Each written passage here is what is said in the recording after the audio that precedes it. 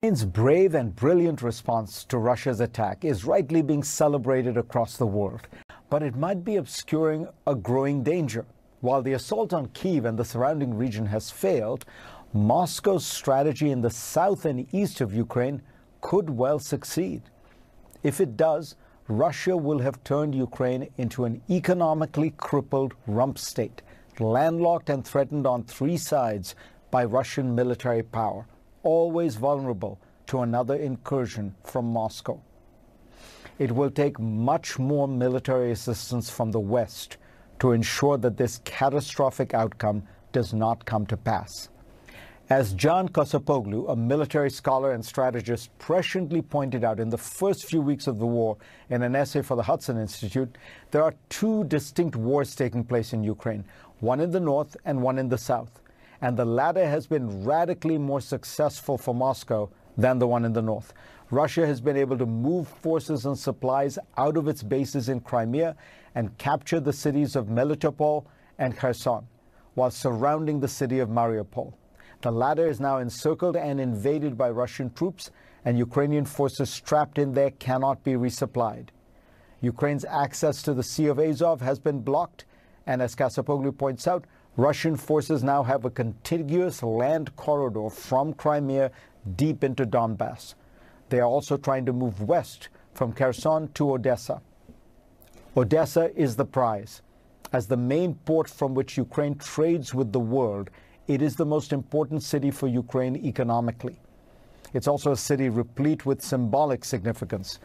It was here in 1905 that a mutiny on the battleship Potemkin, made famous by Sergei Eisenstein's movie, marked the beginning of the troubles of Tsarist Russia. Were Odessa to fall, Ukraine would be practically landlocked and the Black Sea would essentially become a Russian lake, which would almost certainly tempt Moscow to then extend its military power into Moldova, which has its own breakaway region filled with many Russian speakers, Transnistria. Putin could present this outcome as a grand victory, liberating Russian speakers, gaining crucial cities and ports, and turning Ukraine into a non-viable vassal state. This must not happen, and the Ukrainians are fighting ferociously to prevent it. In Ukraine's east, the Russians are trying to advance from Kherson through the city of Mykolaiv, but they are being stymied by the extraordinary courage of the city's inhabitants, who have reportedly blown up the bridge that connects the city to Odessa and blocked the railway tracks. This week, Ukrainian forces were able to deploy their never-before-used Neptune missiles and sink the Russian missile cruiser Moskva.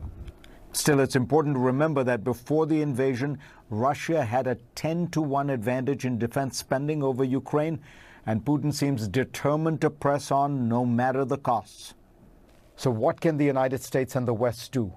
Much more of everything they are already doing. Ukraine needs more arms, especially those that give it massive asymmetrical fighting power. General Mark Hertling, who has been farsighted in diagnosing Russia's weaknesses and Ukraine's strengths, explained to me that Ukraine needs more equipment that allows it to maneuver quickly around Russia's rigid forces. That means helicopters, armed Humvees, multiple launch rocket systems, drones of every kind. Turkish drones have proved to be an amazingly effective weapon in this conflict. General Hertling urges that Ukraine be given more of those, as well as American kamikaze drones and intelligence drones. The Russian Navy, which has been massing in the Black Sea, continues to pose a great danger to Odessa, threatening to either lay siege to it or launch an amphibious landing behind Ukrainian lines. Despite the success of the Neptune missile, Ukraine does not have the capacity to stop the Russian Navy. NATO should consider doing something similar to what it did during the Balkan Wars of the 1990s. It should enforce an embargo around those waters, preventing Russian troops from entering to attack Ukraine's cities or resupplying Russian forces.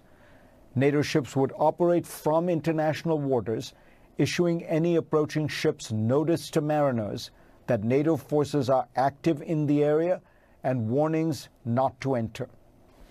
Admiral James Stavridis, former Supreme Allied Commander of NATO, supports the actions the Biden administration has taken, but urges a more aggressive response from the West on all fronts.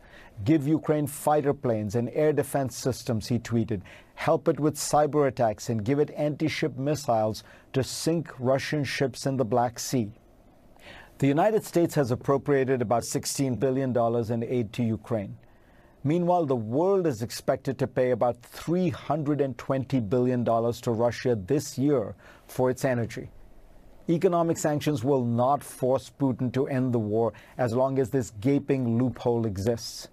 The only pressure that will force Putin to the negotiating table is military defeat in the south. Putin's Plan A failed, but we cannot let his Plan B succeed.